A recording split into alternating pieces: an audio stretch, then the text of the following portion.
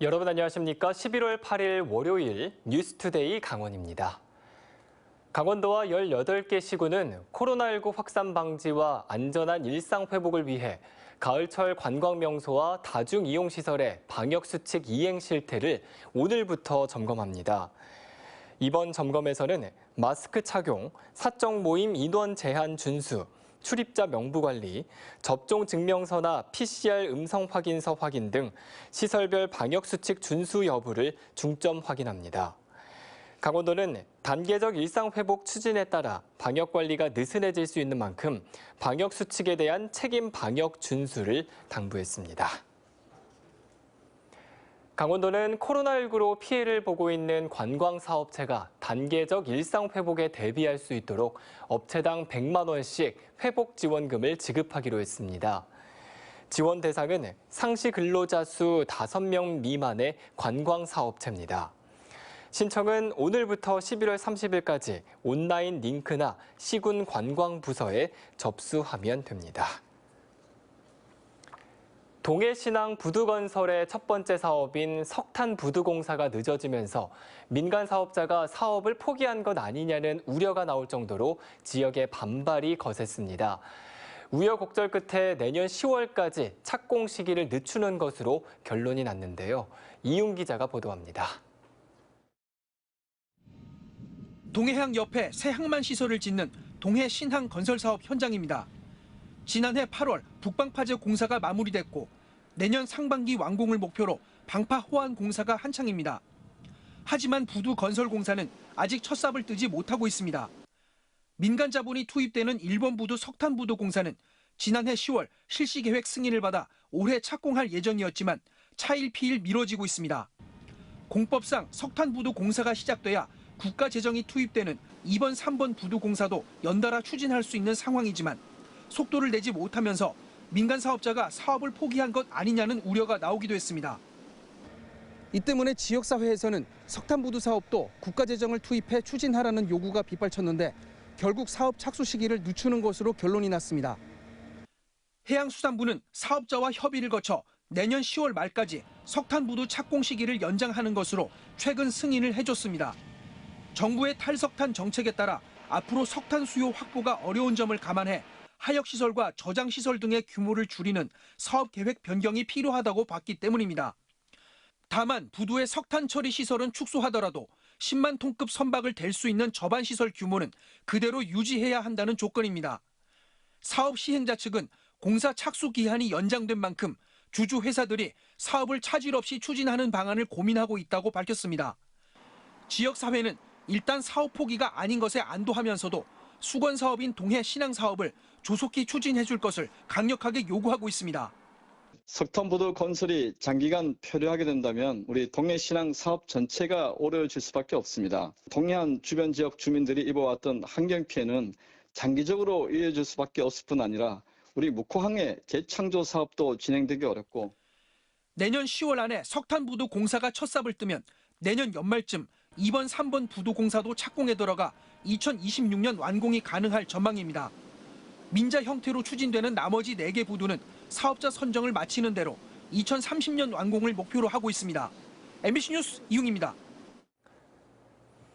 어제는 겨울이 시작된다는 절기 입동이었는데요. 긴 겨울을 보내기 위해 철원 평야에는 벌써부터 천연기념물인 두루미들이 찾아왔습니다.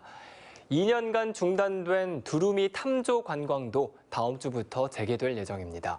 김상훈 기자가 철원 평야에 다녀왔습니다.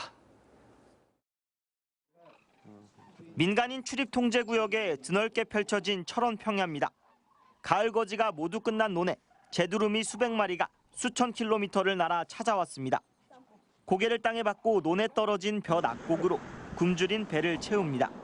이곳은 철원 오대쌀이 생산되는 곳인데요. 가을이면 낙곡이 아주 많이 떨어져요. 이 낙곡을 먹기 위해서 오고 있고요. 철원 평야 한가운데 위치한 삽슬봉 방공호에는 겨울 진객 두루미를 볼 수 있는 탐조 시설이 만들어졌습니다. 만원경환하면 두루미들을 방해하지 않고도 눈앞에서 관찰이 가능합니다. 이곳은 지금도 군사시설로 쓰이고 있는데요. 이렇게 벙커를 개조해서 전시와 두루미 탐조 공간으로 만들었습니다. 지난 겨울 철원을 찾은 두루미는 8,000마리. DMZ 인근 주민들이 먹이 주기와 서식지 조성, 다친 두루미 치료 등으로 생태 보호에 힘쓴 결과입니다. 철원군에서도 최근 예산 30억 원을 들여 국제 두루미 센터를 조성하고 이를 계기로 자연환경 보전과 생태 관광을 동시에 지원하기로 했습니다. 주민들도 물론 함께 참여하고 사회단체 또 행정기관이 함께하는 좀 체계적인 이런 보호 활동이 될 거예요.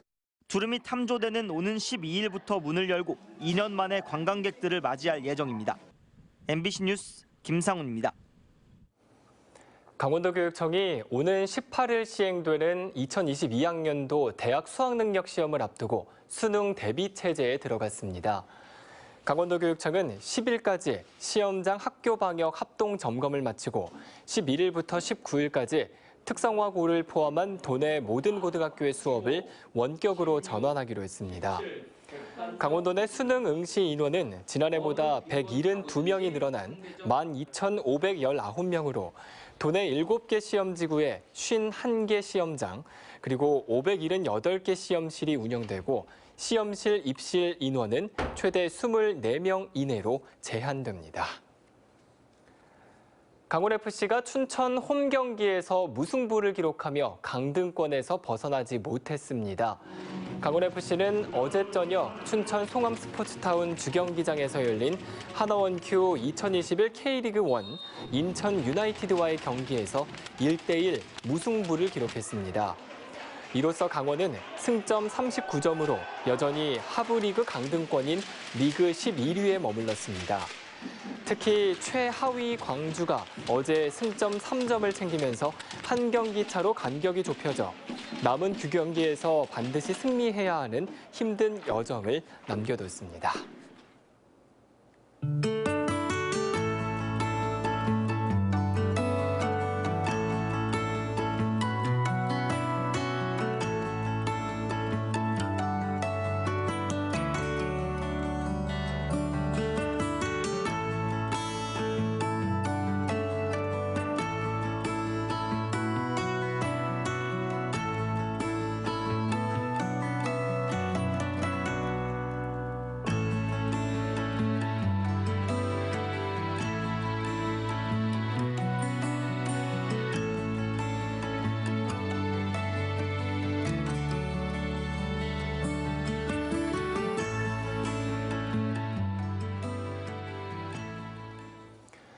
강원도는 올겨울 한파와 폭설 대책을 마련했습니다. 우선 374개 고립 예상 지역을 조사해 재해 우려 지역으로 관리합니다. 또 243개의 급경사 고갯길을 제설, 재빙 취약 구간으로 지정하고 2,381대의 제설 차량과 5만 9천 톤의 제설 자재를 비축하기로 했습니다.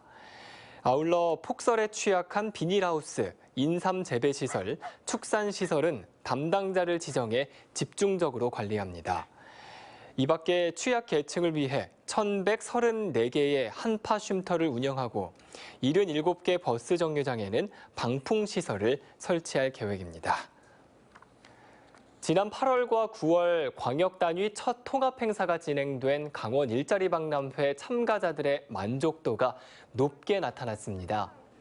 강원도 일자리 재단이 2021 강원 일자리 박람회 참가자 184명을 대상으로 실시한 온라인 설문조사 결과 온 오프라인 강원 일자리 박람회 참가 만족도도 80.9%가 만족한다고 응답했습니다. 또 내년 참가 의향을 묻는 질문에 84.6%가 그렇다고 답했습니다.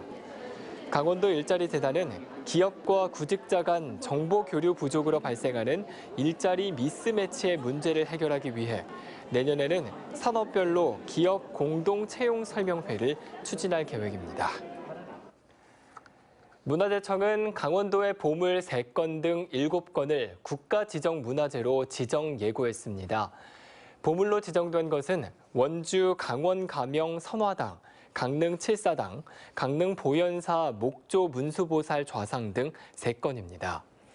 또 평창 백운산 칠종령은 명승, 삼척 도호부 관아지는 명승, 정선 봉양리 뽕나무는 천연기념물, 고성 구간성 기선점 반석은 국가등록 문화재로 각각 지정 예고됐습니다. 강원도는 오는 11월 30일까지 2022 강원 세계 산림 엑스포 자원봉사자를 모집합니다. 세계 인류의 미래 산림에서 찾는다라는 주제로 내년 5월 4일부터 6월 5일까지 33일 동안 고성군 토성면 세계 잼버리 수련장에서 열리는 2022 강원 세계 산림 엑스포에서는 하루 320명의 자원봉사자를 필요로 하고 있습니다. 모집 분야는 행사 안내, 운영 지원, 질서 유지 등을 담당하는 일반 분야와 통역 분야입니다. 시와 인제군, 양양군 자원봉사센터를 통해서도 접수가 가능합니다. 속초해경이 오는 12일 오후 6시까지 동해안 일대에 연안사고 위험예보주의보 단계를 발령했습니다. 속초해경은 다음 주까지 동해안 일대에 강한 바람과 높은 파도 등 기상 악화가 예보됨에 따라 이 같은 주의보를 발령한다고 밝혔습니다. 연안사고 위험예보제는 기상특보 또는 자연재난으로 피해가 예상될 경우 위험성을 관심, 주의보, 경보의 3단계로 구분해 알리는 제도로 해경은 관광객들이 많이 찾는 해양 관광지와 사고 위험성이 높은 갯바위, 방파제 등에 대한 순찰을 강화할 계획입니다. 삼척시가 야생 멧돼지의 아프리카 돼지열병 확산 방지를 위해 포획단을 운영합니다. 삼척시는 내년 2월 말까지 하장면 갈천리와 공천리를 포함한 ASF 발생 지역에 6명으로 구성된 포획단을 투입하고 덫으로 야생 멧돼지를 잡을 계획입니다. 삼척 지역에서는 지난달 21일 성남동의 한 야산에서 수렵된 야생 멧돼지 2마리가 검체 검사 결과 ASF 확진 판정을 받았습니다. 한국농수산식품유통공사와 강릉축협이 가축 경매를 온라인 경매로 시범 진행했습니다. 온라인 가축 경매는 지난달 29일부터 이달 4일까지 진행됐고 강릉축협 내 송아지 12마리를 경매해 4,522만 원이 낙찰됐습니다. 온라인 경매는 비대면 거래 확산 등 유통 변화에 대응하고 가축 시장 폐쇄 등 긴급 상황 발생 시 공급 문제 해결에 도움이 될 것으로 기대됩니다.